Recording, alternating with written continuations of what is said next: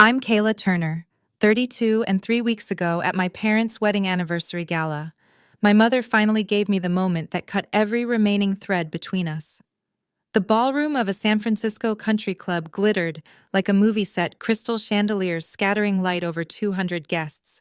Champagne flowed, cameras flashed, and my mother, Brittany Clark, stood on stage playing the perfect matriarch, introducing each family member with polished warmth and rehearsed pride. When the spotlight found me, she paused just long enough to sharpen the room's attention, then delivered the line that would define my exit. "This is my daughter, Kayla. No degree, no future living off the family." The laughter arrived instantly, loud, easy, and unanimous, like it had been waiting for permission.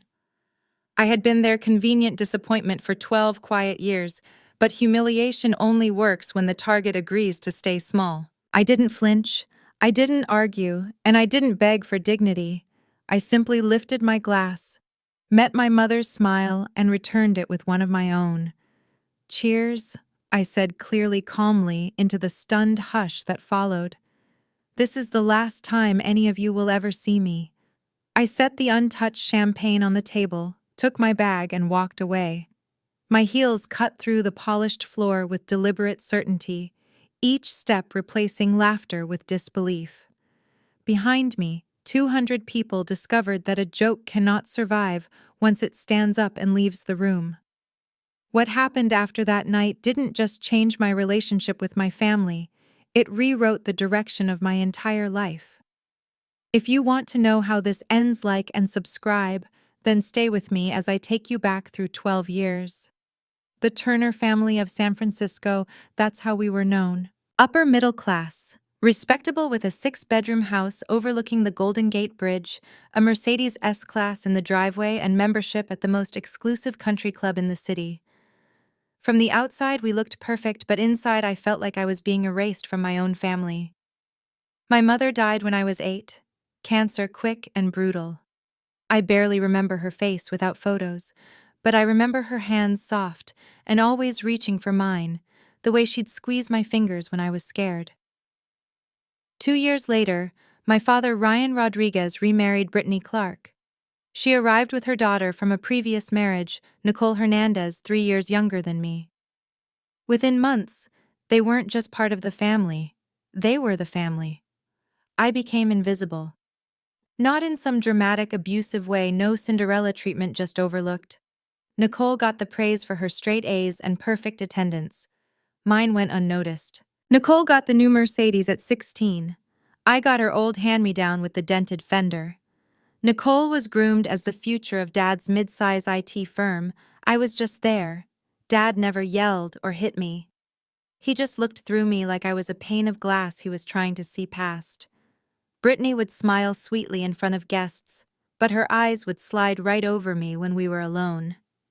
Conversations at dinner revolved around Nicole's latest achievement, or Brittany's plans for the family vacation. My input rarely registered. One emotional low point stands out vividly. It was a 4th of July family BBQ in our backyard, the air thick with grill smoke and fireworks popping in the distance over the bay. Nicole had just won some school award, and Brittany made a big show of it, raising her glass to toast her brilliant future.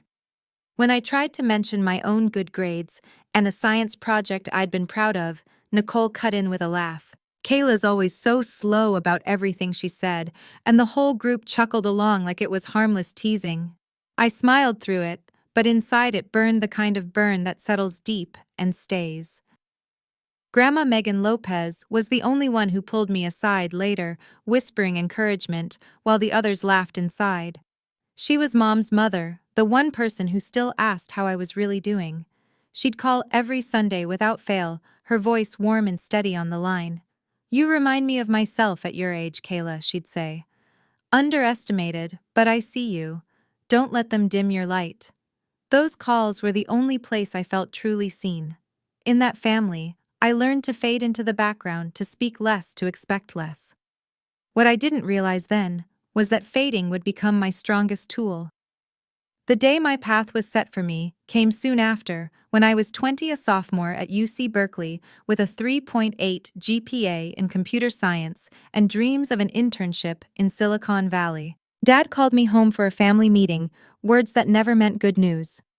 I walked into the living room that afternoon and found him and Brittany waiting, their faces calm and united.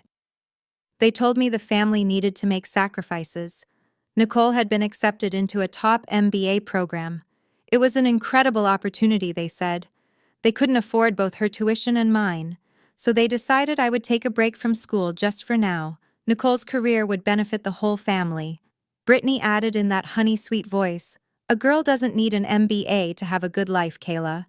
You'll find a nice husband someday. That's what really matters." I sat there frozen, not because I was surprised I'd spent 12 years learning not to be surprised, but because some small, stupid part of me had still hoped. I reminded them of the promise Dad had made to Mom before she died, that he'd support my education no matter what. His jaw tightened. "Circumstances change," he said. "When the company stabilized, he'd make it up to me." He never did. What I found out later through a cousin's slip was that there was plenty of money. They just chose not to spend it on me. I didn't argue that day. I just nodded. But inside, I made a promise to myself. This was the last time I'd let anyone else decide my worth. But the day that really changed everything was still coming. That family meeting happened on a Wednesday afternoon in the living room of our San Francisco house. Dad sat behind his mahogany desk, papers neatly spread, Brittany standing beside him with her hand resting on his shoulder in that familiar united front pose. I walked in knowing the conversation would not end well. Dad started without looking up from the documents. "We need to make some sacrifices as a family. Nicole has been accepted into a top MBA program. It's an incredible opportunity for her future, and for all of us." My pulse stayed steady. I had spent years training it not to react. They explained the math in calm, business-like tones. They couldn't cover both tuitions. Nicole's program would strengthen the company and the family long-term, so I would pause my studies, just temporarily. Brittany leaned forward slightly, her voice soft and reasonable. "A girl doesn't need an MBA to have a good life, Kayla. You'll find a nice husband someday. That's what really matters." The words landed like a quiet slap. I reminded them of the promise Dad had made to Mom on her last good day, that he would support my education no matter what life threw at us. His jaw tightened, eyes still on the papers. "Circumstances change," he said flatly.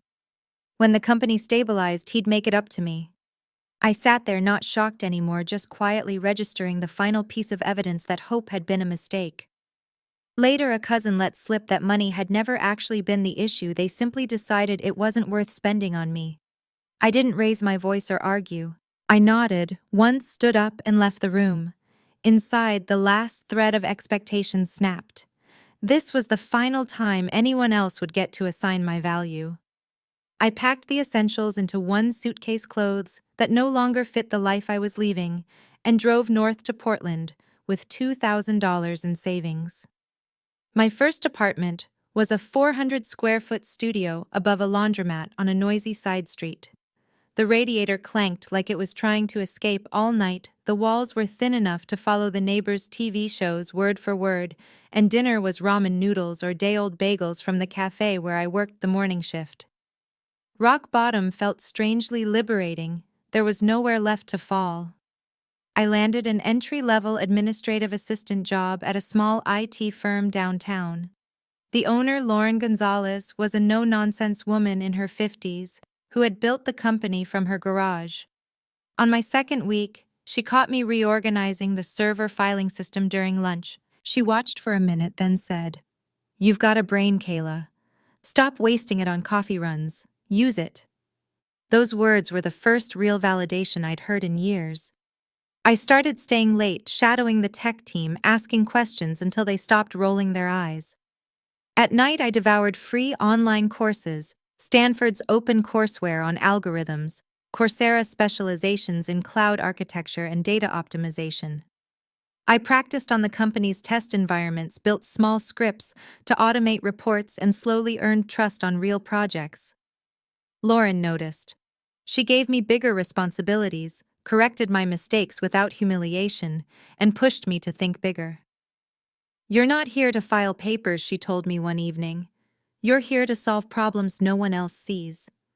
For the first time since I was a child, I felt capable without apology. I built routines around quiet progress, saving every extra dollar, keeping my achievements off social media, staying invisible by choice rather than force. I had no contact with San Francisco, no requests for help, no birthday cards. I didn't immediately shred. Portland became the place where I started rewriting my story on my own terms. I had no idea then that the very silence I had been forced into would turn into my sharpest weapon. Grandma Megan Lopez passed away 2 years ago when I was 30.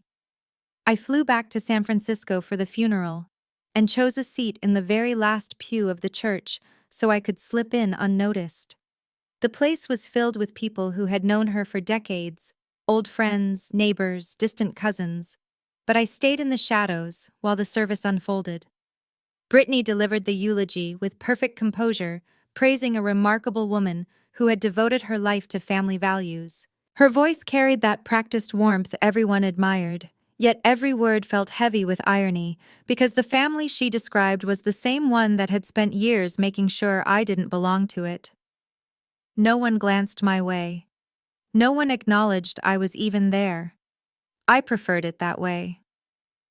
3 days later, back in my Portland apartment, my phone rang with a number from a San Francisco law firm.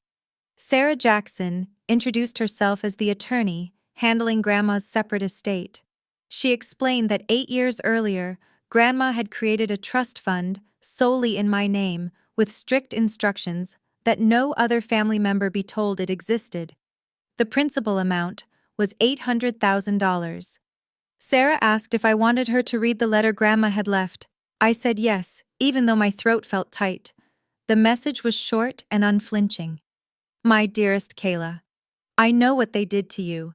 I know about the tuition, the promises, they broke every single one. I argued with your father until I had nothing left to say. He wouldn't listen, he never does. This money belongs to you, no strings attached, no conditions. Use it to build the life you deserve, the one they tried to deny you. Remember what I always told you. Don't let anyone convince you you're not worthy.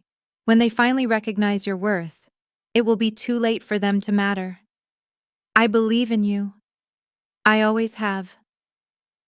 All my love, Grandma Megan." I sat motionless on the edge of my bed long after the call ended, the letter's words echoing louder than anything I'd heard in years. For the first time since childhood, I let myself feel the full weight of being truly seen by someone who had never wavered. I invested most of the funds into Cascade IT Solutions.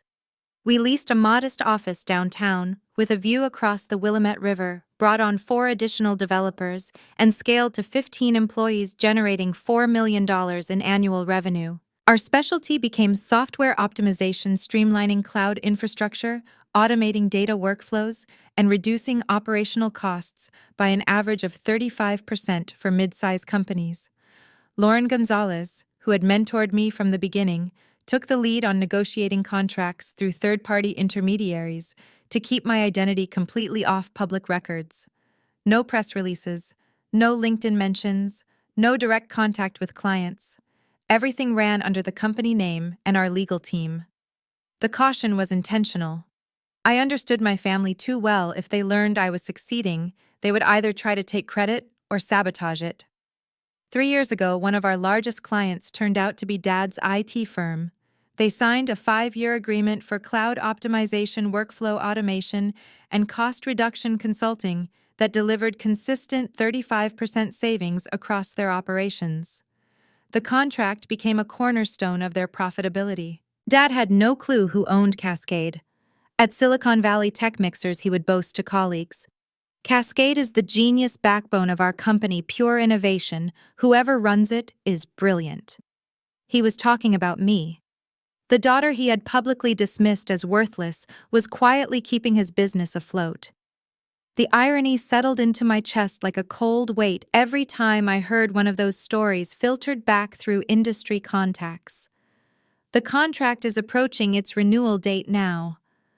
I still haven't made the final call, But the choice is entirely mine. I drove straight back to Portland after the party, the San Francisco skyline disappearing in my mirror as the highway stretched north under a bruised sky. The first week felt like living inside a pressure cooker waiting to explode. My phone lit up with messages from people I hadn't spoken to in years. Cousins and aunts fired off the same scripted concern. Heard about the party, sounds like you had a breakdown in front of everyone. We're really worried about your mental health, sweetie. Brittany and Nicole had wasted no time crafting the perfect narrative. Poor, unstable. Kayla, jealous dropout, finally cracking under pressure. Nicole even posted on LinkedIn the next day, all smiles in a company-branded photo, another record quarter, thanks to our brilliant new partners, efficiency soaring, costs plummeting. Grateful for the team making it happen. The comments poured in from industry contacts praising the genius minds behind the numbers. I read every single one, knowing exactly whose mind they were talking about. Then came the call from James Crawford, one of Dad's oldest business partners. His voice was smooth, almost friendly. Kayla, just reaching out, there's some chatter floating around about your connection to Cascade. Probably nothing, but you know how rumors are in this industry. Thought we'd clear the air. The fishing expedition had begun. Brittany followed up with a text that made my blood run cold. We know something about that little job of yours in Portland. Come home and talk before this gets out of hand. The threat was wrapped in maternal concern, but I felt the blade underneath. I walked into the office the next morning and found Brandon White waiting with the renewal package on his desk. They sent the extension offer yesterday, he said, sliding the folder across. 5 more years, 12% increase on rates. They're pushing hard, nervous as hell.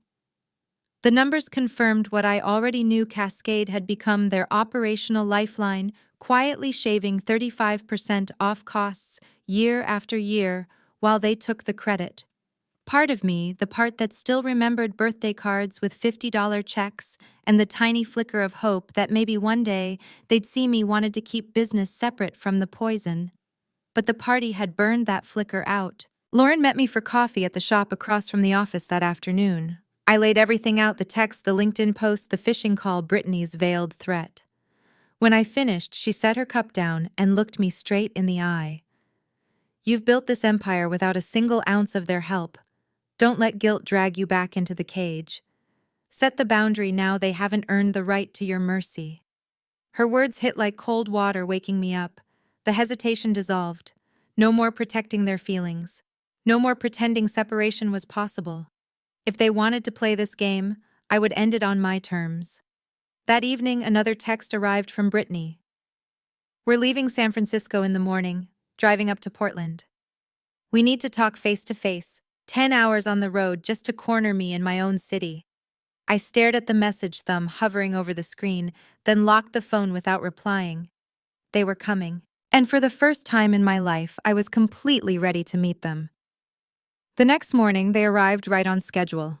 My assistant buzzed to say 3 people were in the lobby: Brittany Clark, Ryan Rodriguez, and Nicole Hernandez. I instructed her to escort them to Conference Room B, the glass-walled space on the main floor, where the team could see everything but hear nothing. Witnesses without interference. They walked in looking road-weary after the 10-hour drive: Brittany in her signature Chanel suit, Ryan in a pressed button-down, Nicole gripping her phone like a weapon. I sat at the head of the table and waited until they took their seats. No greetings, no pleasantries. Brittany opened with her trademark honeyed tone. Kayla, we drove all this way because we care about you. Let's put the party behind us. Your father regrets what he said. He was just nervous. I pushed the folder across the polished surface. Incorporation papers, tax records, ownership filings, every line pointing to my name. Cascade IT Solutions belongs to me, I said evenly. 3 years ago, your company signed a 5-year contract with us for cloud optimization, workflow automation, and cost reduction. We've delivered 35% savings in operational expenses annually. Dad called us the genius backbone at Silicon Valley Mixers. He just never realized the genius was the daughter he dismissed as worthless. The silence that followed was so thick it pressed against the glass walls like a physical weight. Brittany's face went pale, lips parting without sound. Nicole recovered first, leaning forward with venom. "This is classic, you always jealous. Look at this email you sent Dad years ago, whining that we stole your future. Pathetic attempt at revenge." She flashed her phone screen showing an old screenshot, the words twisted out of context. Ryan rubbed his temple, voice strained. "Kayla, if this is accurate, I'm sorry about the party. I truly am. But the contract we need to discuss renewal. The business can't survive without it." Lauren, seated quietly at my right, spoke up. "The agreement is ironclad. Standard 30-day termination clause, no penalties, no liability. Notice is prepared, and will be effective for strategic repositioning." I placed 2 letters on the table, the official termination document, and the personal one I'd written by hand. The business relationship ends today. The personal one ends too. I met Brittany's eyes directly. Grandma Megan saw exactly what kind of family she left behind. She protected me with that trust, because she knew you would never change. Nicole's laugh cracked sharp and short. "You think you're better than us now?" "This is just spite." "It's not spite," I replied. "It's a boundary. You chose to humiliate me in front of 200 people. You chose to paint me as unstable and jealous. I'm choosing to stop letting you define me." Ryan looked suddenly older, shoulders dropping. "There has to be something we can offer. Anything. There isn't." I stood. "The receptionist will show you out." They rose in slow motion, Brittany clutching her handbag like a lifeline. Nicole shooting daggers with her eyes, Ryan staring at the papers as though willing them to vanish. As they passed my team, who kept their heads down, but watched every step from behind monitors, the glass doors slid shut behind them. The room emptied. The confrontation was finished. But the fallout was only beginning. A week after the confrontation in my Portland office, the consequences landed in San Francisco, like a storm that had been gathering for years. I pieced together the details from industry contacts who still spoke to me in hushed tones, and a few carefully worded emails. Dad's boardroom became a pressure chamber when the CFO pushed the updated financials across the table. "Cascade's termination takes effect in 30 days, he reported. "We're facing a 35% efficiency collapse overnight. Finding a replacement vendor would require at least 18 months, optimistic estimate." Dad's order was immediate: identify the owner.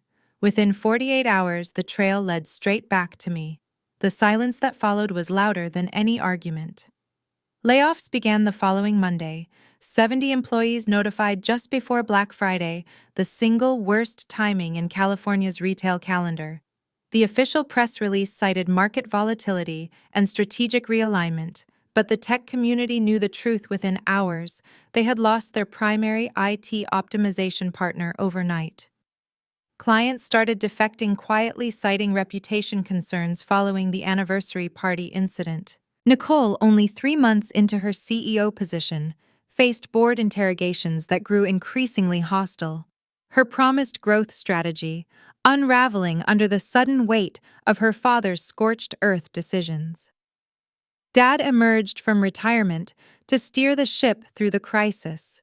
The graceful exit he had envisioned now replaced by firefighting.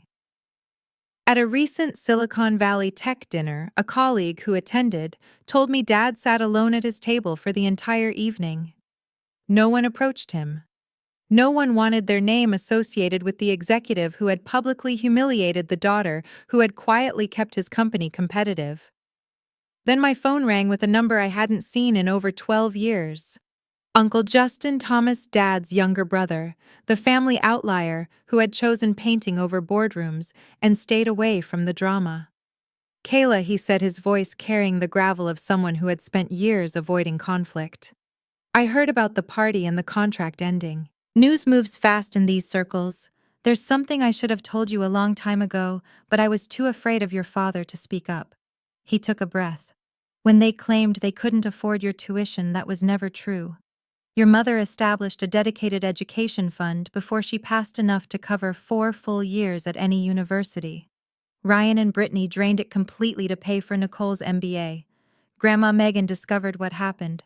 That's why she set up your secret trust. She couldn't get the original money back, but she made damn sure they couldn't touch anything else belonging to you. The room seemed to tilt. I gripped the desk edge. Why tell me now, I asked. Because the truth has been buried long enough, and because you deserve to know the full extent. He hesitated, then added the detail that stung deepest. Brittany didn't stop at sidelining you. She spread stories at PTA meetings, charity luncheons, even casual industry gatherings, calling you an unstable dropout with mental health issues, anything to justify why you were never part of the picture. She needed the narrative locked down. The shock hit hard, followed by a strange calm. Everything aligned too neatly. But rage didn't rise. Instead, clarity settled in. Truth punishes enough, I told him. I don't need to add to it. We spoke quietly for a while longer, no grand promises, just acknowledgement. When the call ended, I sat in the quiet of my office, letting the final layer of betrayal sink in. Their company was hemorrhaging, their reputation was fracturing. But the real healing for me was only just beginning. 6 months later, Portland had become more than a refuge. It had turned into a home I had built entirely on my own terms. I started weekly therapy sessions at a small clinic in the Pearl District with Dr. Ashley Miller, a steady, insightful woman who specialized in helping people recover from family estrangement and reclaim their sense of worth. In one of our early conversations, she asked the question I had carried silently for years. Do you regret cutting ties completely? I answered without pausing. No, it's freedom. The only thing I regret is that it had to reach this point before I could see it clearly. We unpacked the long years of invisibility, the grief of mourning people who were still alive but had never truly known me, the quiet anger that had once fueled me, and the relief that replaced it when I finally let it go. Ashley guided me to understand that self-care isn't selfish. It's the first boundary you draw when no one else will protect you. You survived by becoming invisible, she said. Now you're thriving by choosing who gets to see you. Those words shifted something permanent. I no longer apologized for my space. I began meeting Justin once a month at a quiet cafe overlooking the Willamette River. He drove up from Eugene bringing stories about Mom. I had never heard the way she stood her ground during tense Thanksgiving dinners, when Dad tried to dismiss her ideas, how she fought quietly but fiercely for the things she believed in. She was like you, he told me over coffee one rainy afternoon. Stubborn in the best way, kind without being soft, and never afraid to walk away when staying hurt more than leaving. Those conversations stitched together pieces of my mother I had lost, filling holes I hadn't realized were there. I visited Grandma Megan's grave regularly, leaving fresh flowers and speaking to the headstone as if she could still hear. The wind moved through the cemetery trees, and in those moments I felt her presence most strongly. You were right, I said once. I did it. I built something they could never take. Cascade IT Solutions had moved forward without the old contract. We secured 3 smaller clients, diversified, reliable, less dependent on any single relationship. Revenue remained steady. The team expanded slightly, and the office felt lighter, without the shadow of secrecy hanging over it. In Silicon Valley, Circle's Brittany and Ryan had become a cautionary tale. Invitations stopped arriving. Conversations turned awkward when their names came up. People remembered the anniversary party, the public humiliation of the daughter who had quietly kept the company competitive, and they distanced themselves. Dad sat alone at industry dinners, now the whispers trailing him, the man who mocked the backbone of his own business. Nicole stepped down as CEO. Within 6 months, the board citing leadership misalignment in polite terms. The trust Grandma established remained untouchable, no legal avenue for them to challenge it. Their world had contracted while mine expanded. What I carried away from those months is simple but hard-earned. Your worth never comes from a degree, a family title, or someone else's approval. It comes from what you create, when no one is looking, from the decisions you make, when the room has already counted you out. Boundaries aren't punishment, they are protection, a radical act of self-care that every person navigating a toxic relationship eventually needs. I don't hate them. Hate keeps you tethered. I simply don't need them anymore. And that truth is more powerful than any apology they could offer. If you've ever been the disappointment in your own family, the one who faded into the background, the person who had to leave to find air, I see you. There is a full, quiet, beautiful life waiting on the other side of that door. I've found mine. I've come to realize that many people have had to set firm boundaries with toxic family members to protect their own peace, and that path is almost never easy. If you've traveled something similar and feel comfortable sharing even a small part of it, I would be truly grateful to hear. Thank you all for taking the time to watch the video. If you found this story meaningful, don't forget to leave a comment, sharing your thoughts, and subscribe to the channel so you don't miss any upcoming videos.